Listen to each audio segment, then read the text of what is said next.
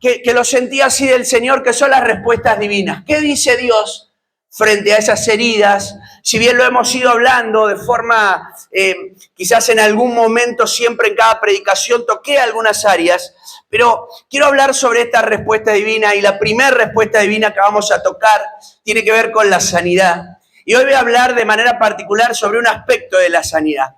Dios necesita sanar nuestros corazones. ¿Se acuerdan que así terminamos la semana pasada? Un corazón roto daña a otras personas. Entonces necesitamos esa sanidad de parte de Dios. Y hoy quiero hablar un aspecto particular de la sanidad, pero probablemente cuando empiece a desarrollar esta serie de predicaciones, hayan algunas predicaciones que sean direccionadas hacia tu realidad. No porque esté pensando en vos, sino porque la temática va a tocar tu corazón. Y quizás otras predicaciones que se hablen no toquen hacia tu vida porque no has sufrido ese tipo de heridas. Pero es necesario mencionarlas y hablarlas porque la palabra de Dios las menciona, y además porque la sanidad que Dios quiere hacer es en el marco de la iglesia. Dios quiere sanar a la iglesia de diferentes heridas y diferentes emociones que han destruido nuestras vidas, y hablar sobre esta sanidad. Y hoy voy a hablar acerca de la sanidad para superar la pérdida.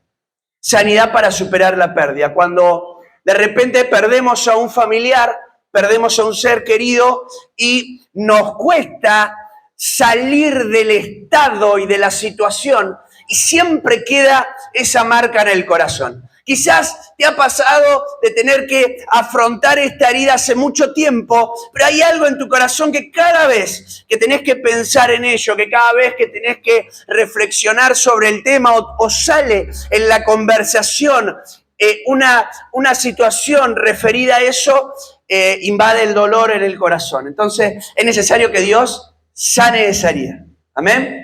La herida de esa persona y poder salir adelante. Yo quiero que me acompañes a Juan capítulo 11, creo que lo dije, vamos a leer del 17 al 27, pero cuando nosotros leamos esta palabra, muchos la conocen. ¿Cuántos conocen la historia de la resurrección de Lázaro? Levante su mano, algunos la deben conocer. Casi la mitad conoce la historia de la resurrección de Lázaro. Cuando nosotros leemos ciertas historias bíblicas, hermanos, nosotros conocemos el desenlace final. Sabemos cómo termina la historia. ¿Por qué? Porque la estamos viendo parados desde un momento en donde ya ocurrió. Pero las personas que estaban pasando o viviendo esta situación no sabían cuál iba a ser el desenlace, cómo iba a terminar su historia. Yo no sé, pero a mí me pasa que a veces leo la historia bíblica 2, 3, 4 veces, y cuando ya la leí una vez, 2 veces, ya recuerdo lo que va a pasar. A veces digo, ¿por qué no accionó distinto? Claro, yo lo miro de este lugar. No sé si le ha pasado a leer la historia de Sansón. Y voy a decir, Sansón, no vayas con Dalila, no te acerques, frená, no te acerques ahí. Y vos sabés que va a ir y que... Porque encima le empieza a hablar a Dalila y le dice, contame el secreto de tu fuerza. ¿Cuál era la historia, hermano? Ya sabés a dónde iba a apuntar. Iba a apuntar a sacarle el secreto de su fuerza. Y vos sabés que él pone excusas y vos decís, ¿para qué vas a hablarlo si ya? No sé si te ha pasado de estar con alguien que ha visto la película y vos todavía no la viste, y cuando empiezan a pasar ciertas cosas en la película vos lo mirás como diciendo, ¿este se muere o no se muere? ¿No? Porque le agarraste cariño al personaje. O decís, che, las chicas con la serie, a veces con la... No sé, ahora no se miran tanto novelas, pero antes, ¿se acuerdan? Se miraban mucho novelas y vos decías, ¿será que lo va a dejar a este por el otro? Ya lo va a dejar. Y vos te engranás porque decís, tanto que el otro hizo. Y te empezás como a... A mí me pasaba con el fútbol. Yo vivía en Haití no había electricidad. Entonces yo soy de un determinado cuadro que no me es necesario decir, pero estaba en otro país, no había información de ese cuadro. Y yo tenía un amigo desde Argentina. Y entonces a mi amigo de Argentina, cuando me entraba alguna señal, le escribía un mensaje, ¿sabés cómo va el partido? Y de repente si yo miraba el partido, lo miraba súper diferido. Porque llegaba, imagínense, en Haití llegaba, pero con una... Cada vez que pateaba el arco se frenaba la pelota y vos no sabías, entró o no entró, y te quedaba ahí a la expectativa. Me pasaba con la selección, gritaban gol, y yo todavía estaba mirando una parte que nada que ver. ¿Y quién hizo el gol? Lo hicimos nosotros, lo hizo los otros. Pero cuando conoces toda la historia, cuando estás del otro lado, sabés el desenlace, y si sabés el desenlace, entonces... podés analizarlo de otra manera. Las mujeres que van a intervenir en esta historia, las hermanas de Lázaro, no sabían lo que Jesús iba a hacer. Ellas se acercan a Jesús y no saben cómo va a orar Jesús. No saben si Jesús se va a ofender por las palabras que van a decir. No saben si Jesús les va a entender. No saben si Jesús va a hacer algo, y en realidad a lo largo del texto uno se da cuenta que no podían llegar a entender que Dios hiciera algún tipo de milagro sobre alguien que habían perdido. Así que frente a esa historia voy a intentar que charlemos algunos consejos que nos enseña la palabra para poder sanar nuestro corazón sobre esta herida. Versículo 17 de Juan capítulo 11, dice la Biblia así: vino pues Jesús y halló que hacía ya 4 días que Lázaro estaba en el sepulcro. Betania estaba cerca de Jerusalén, como a 15 estadios, y muchos de los judíos habían venido a Marta y a María para consolarla por su hermano. Entonces Marta, cuando oyó que Jesús venía, salió a encontrarle, pero María se quedó en casa. Y Marta le dijo a Jesús: Señor, si hubieses estado aquí, mi hermano no habría muerto. Mas también sé ahora que todo lo que pidas a Dios, Dios te lo dará. Jesús le dijo: tu hermano resucitará. Marta le dijo: yo sé que resucitará en la resurrección, en el día postrero. Le dijo Jesús: yo soy la resurrección y la vida. El que cree en mí, aunque esté muerto, vivirá. Y todo aquel que vive y cree en mí, no morirá eternamente. ¿Crees esto? Le dijo: sí, Señor. Yo he creído que tú eres el Cristo, el Hijo de Dios, que has venido al mundo. Amén. La historia continúa, después tocaré 2 o 3 versículos que hablan al final, pero yo quiero hablarles algunos consejos y notar que frente a esta situación, cómo actúa el Señor también, cómo se mueve el Señor, cómo habla el Señor, cómo entiende el Señor. Y lo primero que quiero hablar es que cuando perdemos a alguien, Él es el que nos ofrece consuelo. El versículo 19 dice: y muchos de los judíos habían venido a Marta y a María para consolarlas por su hermano. Escuche bien, muchas personas rodeaban a Marta y a María. Había muchas. No dice que había algunas. Muchas vinieron. Era una familia importante, quizás por sus recursos económicos, por sus contactos. Lo cierto es que había muchas personas que vinieron con una intención. La intención era consolarla. La intención era estar cerca de Marta y de María. Pero aunque muchos van a rodear a Marta y a María, no va a haber nadie que le ofrezca el consuelo que ellas necesitaban. Había muchas personas, pero ninguna de esas personas le podía proporcionar a Marta y a María el consuelo que necesitaban. No, puede rodearte muchas personas. Vos podés haber afrontado una pérdida y haber tenido muchas personas que te rodeaban, pero lo cierto es que el único que puede ofrecer, proporcionar consuelo profundo es el Señor. No hay nadie, ninguna persona que pueda suplir, la falta que va a generarse en el corazón. Y el único que puede venir a traer consuelo frente a esa falta es Jesucristo. No hay nadie más. No hay ninguna persona que pueda ocupar esa posición. Y es interesante porque aunque había muchas personas, aquellos que han perdido a un familiar, esto lo saben, las muchas personas en algún momento desaparecen y se van y quedamos solos. Las muchas personas que nos rodean y que están en el momento difícil y que están en el momento de crisis y que están en el momento para tratar consolarnos, aunque no tengan todas las herramientas necesarias para poder hacerlo, en algún momento y con el tiempo desaparecen. La única persona que se va a hacer presente de forma completa y permanente es el Señor. Él es el único que se va a presentar y que va a estar de forma permanente para trabajar en ese proceso, en ese dolor, en esa situación. ¿Cuántas personas, hermanos, tenemos en nuestra vida o hemos tenido en nuestra vida que ya no la tenemos más? Pero no le hablo sobre alguien que haya partido, sino que le hablo de las amistades. ¿Cuántas amistades tenías que hoy ya no las tenés más? Que ya no existen, que hoy ya no están.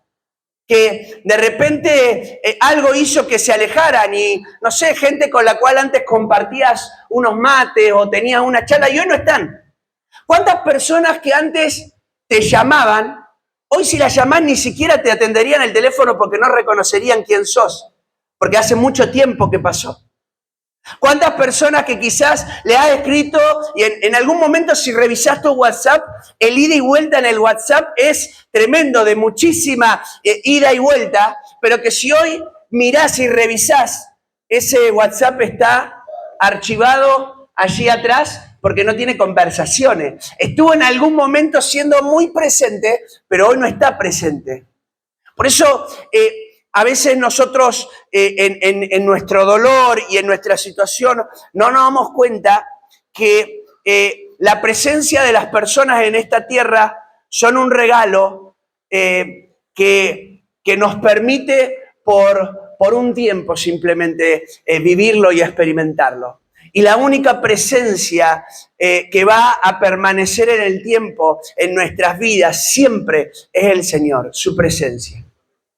Esas amistades pueden estar, mañana no. Ese familiar puede hacerse presente, mañana no. Pero aquel que se va a hacer presente en nuestros corazones es el Señor. Juan, capítulo 14, versículo 16 al 18, nos dice que Él es nuestro consolador. Dice el versículo, y yo rogaré al Padre, y os dará otro consolador. Escuche bien, esto es maravilloso. La Biblia dice que Él es el Padre de toda consolación, 2 de Corintios capítulo 2. Y acá está diciendo que no solamente el Padre trae consolación, sino que el Hijo es consolador y que el Espíritu Santo es otro consolador. Si vos querés recibir consuelo, el único que te va a dar un consuelo perfecto y pleno es el Señor. Y dice, yo rogaré al Padre y les voy a dar otro consolador para que esté con ustedes siempre. No va a ser alguien que esté temporalmente, que cuando se acaben mis lágrimas deje de estar. Y una de mis palabras casi siempre que estoy en algún momento en donde se ha perdido un familiar, yo siempre digo lo mismo, digo que Dios nos ayude a estar presente en los días posteriores, porque hoy estamos todos, pero en los días posteriores muchas veces desaparecemos. Entonces la Biblia dice que Él nos ha dado el Espíritu Santo, el Espíritu de verdad que está con nosotros siempre, el cual el mundo dice no puede recibir porque no le ve ni le conoce, pero ustedes le conocen, porque mora con ustedes y estará en ustedes. No os dejaré huérfanos, vendré a vosotros. Amén. El único que proporciona consuelo verdadero y genuino es el Señor. Hermano, ¿qué pasa cuando se cae un niño? ¿Qué tratamos de hacer nosotros cuando se cae un niño? ¿Qué hacemos? Lo primero que tratamos de hacer cuando se cae un nene. Lo alzamos, ¿no? ¿O no? Se cae o le pega una patada a usted, hermano. Quite del Señor esa maldad que hay en nuestro corazón, ¿no? Si se cae, lo levantamos. Miramos en el suelo y lo levantamos. Y díganme si no tratamos de hacer que se le olvide la cosa. Está llorando y nosotros algo hacemos. O lo amacamos, le mostramos algo. Le mostramos, mira eso. No hay nada. Pero el nene cuando es bebé, ¿qué hace? Mira y se queda mirando. Mira eso. Le tratamos de redireccionar para que no mire lo que está pasando en ese momento. ¿Cuánto está llorando y ya le querés meter? Ahí están las abuelas que le meten la comida, se la meten por las orejas, ¿no? Tomá, no, ¿sabés lo que quiere? Un pedazo de pan con no sé qué y le manda ahí comida. para tratar de redireccionar lo que por un momento deje de pensar en por qué lloraba. Bueno, el Señor no hace ese tipo de consolación parcial. El Señor no trae ese consuelo de, bueno, te voy a calmar por un instante, te voy a calmar para que no llores ahora y llores más tarde. El Señor te da un consuelo permanente porque Él no solo da consuelo, Él es el consolador. Él es, no hay otro, Él es el consolador. Dice su palabra, el Salmo 119, versículo 49 y 50, que una palabra de Dios te puede ofrecer el consuelo que necesitas. Y si has perdido a alguien y de repente no podés sentir ese consuelo de Dios, la Biblia dice en el Salmo 119 así: acuérdate, y es una oración prácticamente, de la palabra que le diste a tu siervo, en la cual me has hecho esperar. Y me quiero tratar de centrar en el 50. Dice, ella, hablando de la palabra, es mi consuelo en mi aflicción. Una palabra de Dios te puede dar el consuelo que necesita tu alma, tu corazón, tu mente. Pero miren, esta última expresión para mí, cuando la leía hoy en la tarde, ya lo había leído, lo volví a leer y digo, qué tremenda es la palabra de Dios. Dice, porque tu dicho me ha vivificado. Aquellos que han perdido a alguien muchas veces sienten que nunca más van a poder sentirse de la misma manera que se sentían antes. Hay personas que han perdido a alguien que sienten que la vida se acabó, se sienten que no tiene sentido vivir. Y la Biblia dice que Él nos hace vivificar, nos da una nueva razón para tener ganas de vivir. Eso significa vivificar. El único que puede traer un consuelo que te dé ganas de vivir es el Señor. Es tremendo lo que puede hacer el Señor. Y yo creo que si hoy has venido con una necesidad de consuelo de Dios, el Consolador está en este lugar y va a traer consuelo a tu vida. Amén. Cuando perdemos a alguien, creemos que alguien tiene la culpa. Miren lo que dice el versículo 21 y el versículo 32. Y Marta dijo a Jesús, Señor, si hubieras estado aquí, mi hermano no habría muerto. Cuando perdemos a alguien, a una persona, ¿saben lo que hacemos? Muchas veces tratamos de culpar a alguien, tratamos de volcar ese dolor en otra persona. Miren lo que dice el versículo 32. Son dos personas en dos momentos distintos. Primero llega Marta, más adelante llega María, sale al encuentro de Jesús. Cuando llega donde estaba Jesús, cuando le ve, se potra a sus pies. Y uno dice, ahora le va a adorar, ahora le va a decir, Señor, gracias que viniste, yo te necesitaba, el consuelo que vos venís a traer es el que yo quiero, yo sé que vos me lo podés dar. ¿Saben lo que dice María? María dice lo que estaba sintiendo en ese momento. María siente lo que de manera natural nos surge cuando perdemos a alguien. Dice, Señor, si hubieras estado aquí, si vos te hubieses hecho presente, si vos lo hubieses sanado, si vos lo hubieses tocado, si Él te hubiese conocido antes, si no hubiese entrado en este estado, si no hubiese aparecido esta persona, no habría muerto. Es tremendo. Si no hubiera pasado algo, y nuestra es una parte esencial de nosotros de tratar de echarle la culpa a alguien, y es normal. Yo no quiero decir que es interesante la respuesta de Jesús, ya la vamos a ver. Jesús no le va a criticar que ellas le culpen de alguna manera, porque ellas tenían que decir lo que sentían en ese momento, y ellas sentían que alguien tenía que ser culpable. Lázaro era bueno. ¿Por qué murió? No tendría que haber muerto. Y la Biblia dice, y nos habla que estas mujeres abren su corazón. ¿Se ha roto alguna vez algún vaso o algún plato en tu casa? ¿De vidrio? ¿Se ha roto alguna vez? Si tienen chicos, hermano, no me mientas. Y no tan chicos, hermano, no me mientas. ¿No? Se rompen. ¿No? Hoy los mirás feo a los vasos y se rompen. Vienen de una calidad, cada vez los agarrás fuerte y yo me siento Hulk. El otro día agarré un vaso y lo rompí con la mano. Dije, Dios mío, gracias. Me está dando una fuerza. Pero cuando se cae un vaso, ¿qué es lo primero que tendríamos que hacer cuando el vaso se rompe? Lo primero que tendríamos que hacer A ver si alguien lo dice. ¿Quién lo dijo por allá? Guada, juntar los vidrios. Lo primero que tendríamos que hacer.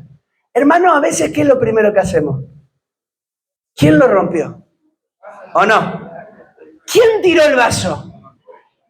¿Cómo tiraste el vaso? El vaso todo roto ahí, pero ¿qué? De verdad, seamos sinceras, vamos a sincerarnos acá que estamos. No, ¿qué hacemos? ¿Quién lo tiró? ¿Cómo lo tiraste? ¿Por qué lo tiraste? ¿Qué estabas enojada? ¿Estaba qué? ¿Estás nervioso? ¿Estás nervioso? ¿Qué te pasó? Es como que, ¿qué? Es como que tratamos de echar la culpa.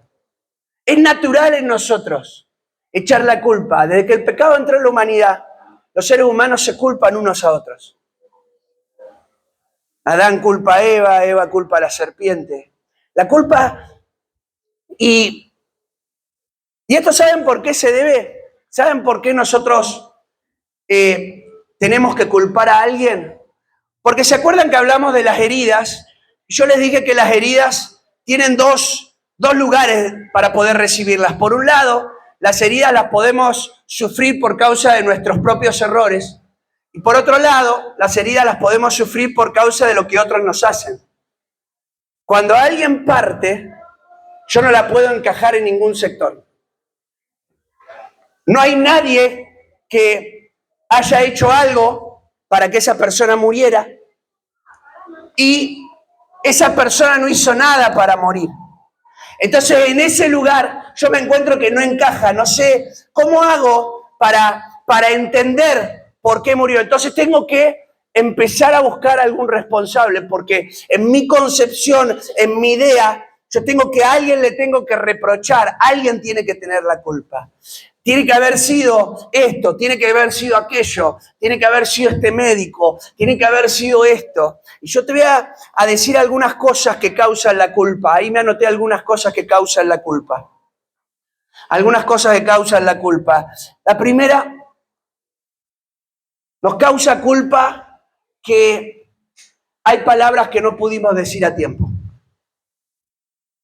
Hay personas que partieron y nosotros no le pudimos decir lo que realmente sentíamos.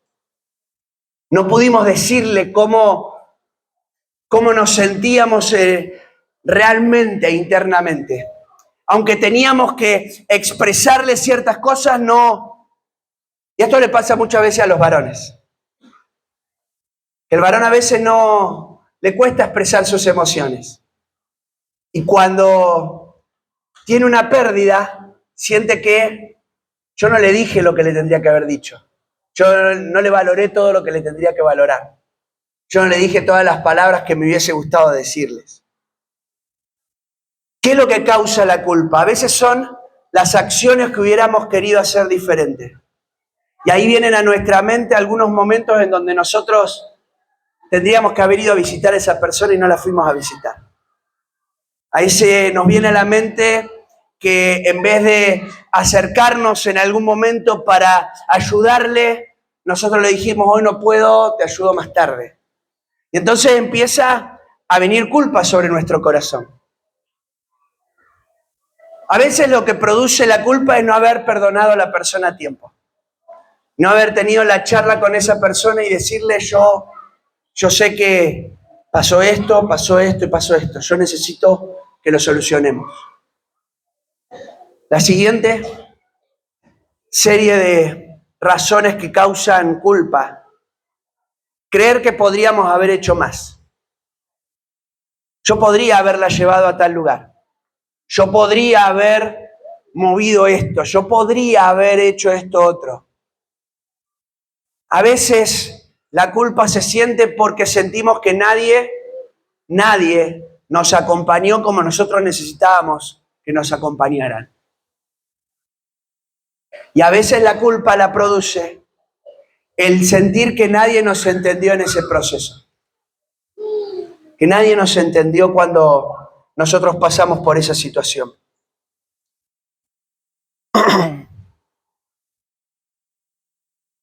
Lo que sí podemos hacer es volvernos a acercar a Él para que retire el peso de la culpa que cargamos sobre nuestros hombros. Mateo capítulo 11, versículo 28 al 30 dice, venid a mí todos los que estáis trabajados y cargados, y yo los haré descansar. Aquel que sienta culpa en su corazón, aquel que sienta, yo podría haber, todas estas cosas que hemos hablado, hay cosas que suceden porque son parte natural. Eclesiastés va a decir también que todo tiene su tiempo, que hay tiempo para la vida, que hay tiempo para la muerte. Pero a veces en nuestro corazón se queda esa carga, esa culpa. Y la palabra de parte de Dios es, ven a mí, vení una vez más a mí. A veces pensamos que este pasaje es para acercarnos a Jesús cuando no lo conocemos. Y este pasaje es para ir todo el tiempo, vení a mí. Si estás cargado, vení a mí. Si tenés peso, vení a mí. Si tenés culpa, vení a mí. El único que te puede consolar, el único que puede ayudarte a llevar la carga, el único que puede ayudarme a llevar la carga es el Señor. Saben, yo quiero hacer un paréntesis aquí, pero yo perdí a mi papá, no tenía relación casi con él, pero tuvimos una reconciliación. Él me abandonó por muchos años, tuvimos una reconciliación. Y en esa reconciliación tuvimos cerca de 3 años con él en vida. Y él fallece cuando yo estoy pastoreando en una región, en un pueblo perdido en el medio de la nada, allí en una zona de nuestro país. Y cuando él fallece, a mí no me daba ni siquiera el tiempo de regresar a verlo, a él. Lo había podido ver en su momento de estar hospitalizado, había ido a verlo, pero después yo me tuve que ir a este lugar a pastorear y estuve unos cuantos meses ahí. Así que cuando yo me entero que él fallece, a mí vinieron un montón, una serie de cosas a mi mente.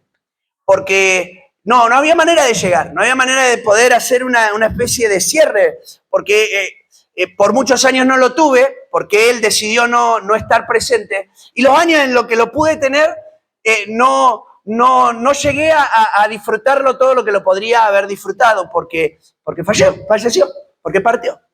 Entonces, una de las cosas que me pasó cuando sucede esta situación y yo me entero, no puedo volver, no tenía ni el dinero, porque estaba en el medio de este pueblo, ahí en el medio de la nada, y no llegaba con el tiempo a poder estar en ese lugar. No había la tecnología de ahora para hacer un montón de cosas y poder hacerme presente de algún tipo de manera. Lo cierto es que hay una parte que pasó un tiempo y pasan unos días y de repente a mí me cae la ficha, me doy cuenta de que yo tenía parte de la culpa de no poder verlo, esa última oportunidad, de no tener la oportunidad de una última, por lo menos hacer una oración ahí, en ese lugar. Porque yo era pastor, yo podía estar ahí, hacer por lo menos un servicio fúnebre. No podía estar, no pude estar. Y el Señor tiene que trabajar porque es una culpa que vos la vas a cargar toda la vida, va a ser una mochila que si no la tenés que llevar todo el tiempo. Y aprendí que la única manera de descargar esa culpa era en el Señor, porque fue el Señor el que permitió que yo estuviera en ese lugar. O sea, era Dios el que en su plan tenía un propósito y yo estaba en esa región, por algo pasó. Yo no sé qué hubiese pasado si yo hubiese estado presente. Igual hubiese pasado lo que pasó. Pero yo tenía que soltar algo que venía trayendo como peso y descargarlo en el Señor, porque es el único que me podía dar descanso. Y poder seguir, y poder caminar, y poder avanzar. Cuando perdemos a alguien, ¿saben lo que necesitamos? Necesitamos un mensaje de esperanza. El versículo 26 dice, y todo aquel que vive y cree en mí no morirá eternamente. Pero miren esta expresión que va a pasar allí en ese versículo 26. Dice, no sé si ahí se quedó ahí está. El siguiente, ¿crees esto? Y esta expresión es la que llamó mi atención, porque habla de un mensaje de esperanza. Jesús le viene hablando todo lo que significaba él. Habla de la eternidad. Si uno mira, yo soy la resurrección, yo soy la vida. El que cree en mí, aunque esté muerto, vivirá, ¿no? Todo aquel que vive y cree en mí no morirá eternamente. Y la expresión que va a usar Jesús ahí es la expresión, ¿crees esto? Y es interesante porque no le dice, ¿entiendes esto? ¿Y saben por qué no le dice, entiendes esto? Porque en realidad era una doctrina, la tenía que entender. Pero ¿saben por qué no le dice, ¿entiendes esto? Porque era imposible que estas mujeres entendieran la muerte. Era imposible que entendieran por qué murió Lázaro. ¿Por qué murió? Jesús no le dice, ¿entiendes esto? Sino que le da un mensaje de esperanza. Quizás a veces la muerte no la puedas entender. Pero el mensaje de esperanza es, ¿crees esto? ¿Crees que yo puedo ser tu consuelo? ¿Crees que yo puedo ser tu refugio? ¿Crees que yo te puedo dar descanso? ¿Crees que yo soy soberano? ¿Crees que yo tengo autoridad para hacer todas las cosas? Y la clave es creerlo, más allá de entenderlo. Hace un tiempo atrás estaba en la ruta del Camino del Cuadrado y había mucha niebla. Vieron que a veces esos caminos de sierras hay mucha niebla, pero yo lo hago muy seguido ese camino y nunca me pasó la niebla que me pasó en esa oportunidad. Y estaba ahí y no veía nada, así que tuve que bajar la velocidad, ir cada vez más lento. Y de repente me empiezo a acercar a un auto que iba delante mío y el auto tenía una de esas luces, ¿vieron de las que a veces tenemos en los autos que una linterna alumbra más que nuestras luces de... ¿O no? ¿Le ha pasado tener esos autos que la luz vos decís, no veo ni siquiera, encima si uno tiene problemas de vista menos todavía, ¿no? Pero no se alumbraba nada y la niebla hacía que se viera peor. Así que yo me puse medianamente cerca para pudiera él ver un poquito más, se le pudiese alumbrar un poquito más. Así que seguimos todo ese viaje. Y a mí me hizo reflexionar un poco porque cuando nos pasa eso, yo no veía más allá de un par de metros adelante. Yo no veía más allá de algunos metros hacia adelante. Así que tenía que tomar muchos recaudos. Más allá no veía. Y a veces saben que cuando perdemos a alguien, de repente no vemos mucho más adelante. Vemos muy acá, vemos muy hacia lo que está frente a nosotros. No, nos cuesta ver que hay algo más allá, nos cuesta ver el final del camino, nos cuesta ver hacia el último lugar. Y aunque yo no lo pueda ver, aunque yo no veía más allá de unos metros, no significaba que el camino se iba a cortar. El camino seguía y yo iba a seguir en ese camino. Lo que yo tenía que hacer era simplemente perseverar, era simplemente estar hasta llegar a destino. Capaz que hay momentos en donde no vamos a entender ciertas cosas que suceden, no vamos a entender hasta cierto obrar de parte del Señor, pero más allá de entenderlo, yo tengo que aprender a creer en Él. Dice Isaías capítulo 55, versículo 8 y versículo 9, porque mis pensamientos no son vuestros pensamientos, ni vuestros caminos, mis caminos, dijo Jehová. Como son más altos que los cielos que la tierra, así son mis caminos más altos que vuestros caminos, y mis pensamientos más que vuestros pensamientos. Saber que aún sin que yo pueda entender, no hay nadie que sea más sabio que el Señor. Aunque yo no lo pueda entender. Por eso mi desafío es a creer. Isaías capítulo 26, versículo 3 y 4, van a hablarnos cómo poder encontrar paz cuando prácticamente es difícil creer. Isaías 26, 3 y 4 dice, tú guardarás en completa paz aquel cuyo pensamiento en ti persevera. Hay veces, hermano, que aunque no veamos más allá, lo que tenemos que hacer es perseverar. Es perseverar. Y dice, tú guardarás en completa paz, es decir, van a disfrutar paz completa, plena, si yo persevero en mi pensamiento en el Señor. ¿Por qué? Porque en ti he confiado. Confía en Jehová perpetuamente, porque Jehová el Señor está la fortaleza de los siglos. Amén. Quiero terminar con un último pensamiento, que quizás es el más trascendental ante la pérdida. Juan capítulo 11, versículo 33 al 36. Cuando perdemos a alguien, el Señor se duele junto con nosotros. Dice el versículo 33, Jesús entonces, al verla llorando y a los judíos que la acompañaban, también llorando, se estremeció en espíritu y se conmovió. Y dijo, ¿dónde le pusiste? Le dijeron, Señor, ven y ve. Jesús lloró. Dijeron entonces los judíos, mirad cómo le amaba. Es sumamente interesante las palabras que se usan, ahí las voy a mencionar, pero si hay algo que el Señor hace es no ser indiferente a nuestro dolor. A veces pensamos que sufrimos ciertas cosas y como que el Señor se hubiese alejado de nosotros. Y el Señor no es indiferente a tu dolor. El Señor no es indiferente a tu sufrimiento, a tu aflicción, al sentirte como te sentís. Es más, las dos palabras que aparecen ahí, que son del original, hablan sobre una mezcla de emociones. No se puede traducir en una palabra. Por eso si usted busca en todas las versiones va a aparecer de forma distinta.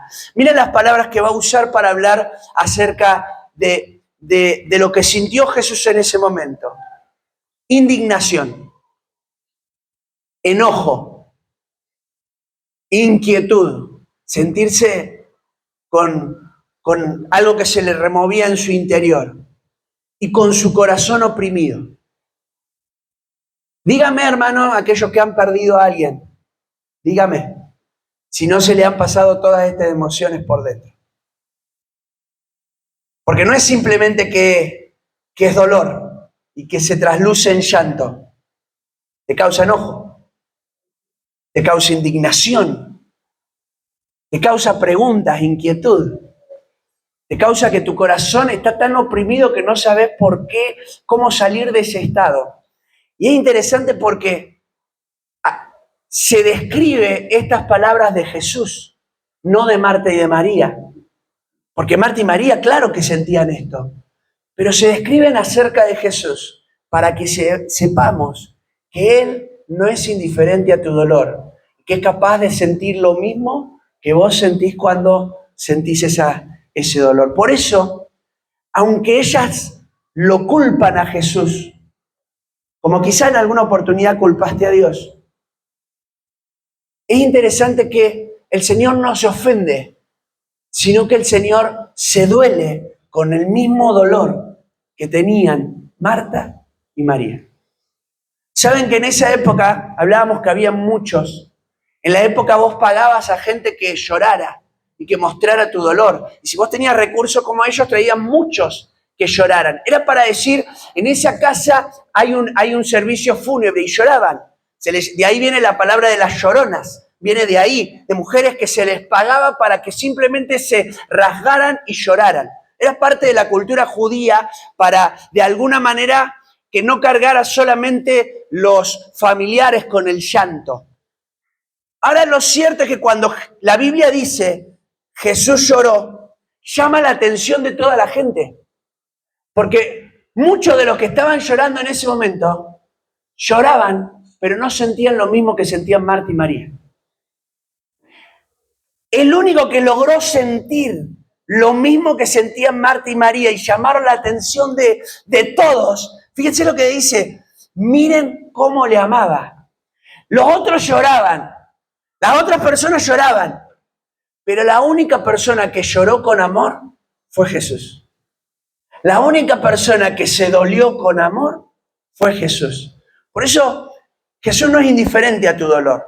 Y si vos has perdido un familiar, si has tenido que pasar por esto y hay una marca en tu corazón que no te deja avanzar, yo quiero que sepas primero que si sentís culpa, Dios quiere sacar esa culpa en esta noche. Pero además, lo que creo que es conveniente decirte es que el Señor no es indiferente a tu dolor. No sé si las personas te lo hacen sentir, pero Jesús llora con vos. Y cada vez que llorás, y cada vez que nadie más te ve, y cada vez que te hacen un recuerdo y vos te despierta algo, hay alguien más que está llorando con vos. Y es Jesús. Él no es indiferente a tu dolor. Él no se esconde ante el dolor, sino que se hace presente. Y y es capaz de demostrarlo. Por eso, en esta noche, lo que me gustaría que hagamos a la hora de orar es, si has perdido a alguien, que te puedas acercar y le puedas decir al Señor, Señor, yo necesito que vos me sanes, y que tú como consolador consueles mi vida. Amén. Te voy a pedir que te pongas en pie un instante, por favor.